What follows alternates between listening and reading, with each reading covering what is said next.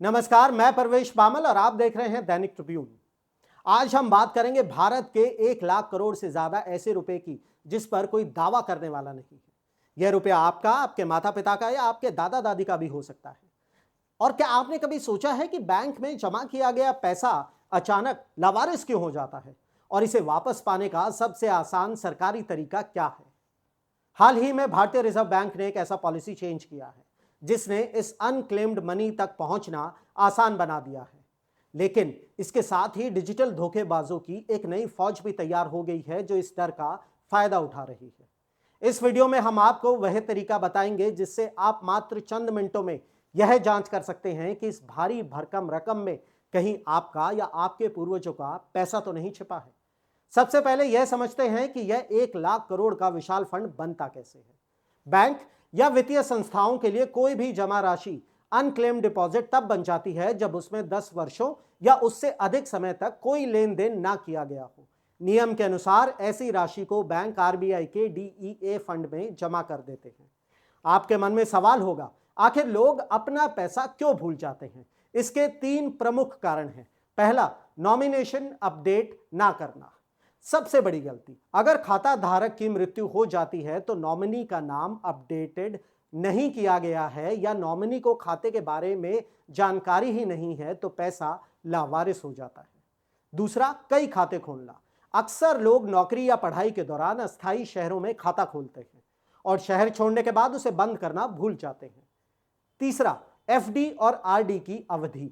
Fix deposit या recurring deposit की maturity के बाद भी अगर ग्राहक 10 साल तक उस पैसे को ना निकाले तो वह पैसा भी अनक्लेम्ड हो जाता है।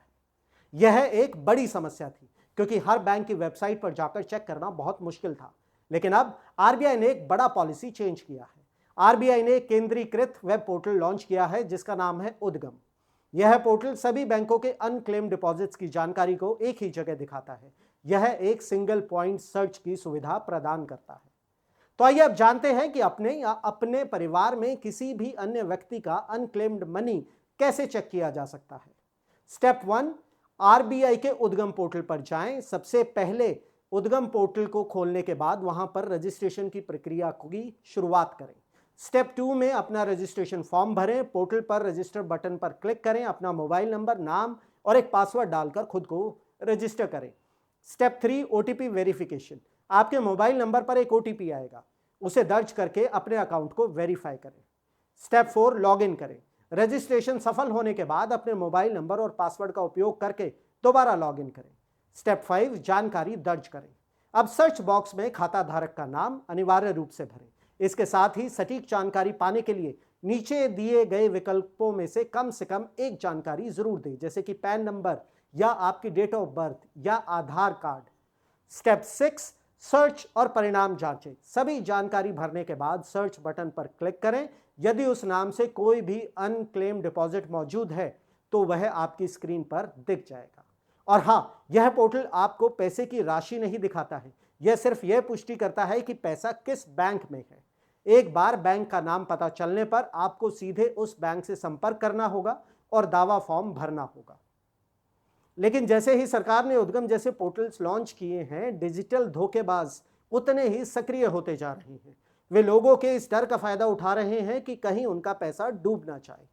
यहां 3 सबसे खतरनाक स्कैम हैं जिनके बारे में हम आपको आगाह करना चाहते हैं। पहला, उद्गम केवाईसी स्कैम। आपको एक फोन आता है जिसमें व्यक्ति खुद को आरबीआई या उद्गम पोर्टल का अधिकारी बताता है।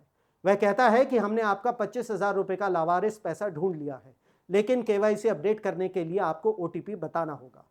सच्चाई यह है कि आरबीआई या उद्गम पोर्टल कभी भी किसी को फोन नहीं करता और पैसा वापस देने के लिए कभी भी ओटीपी, पिन या डेबिट कार्ड डिटेल्स नहीं मांगी जाती।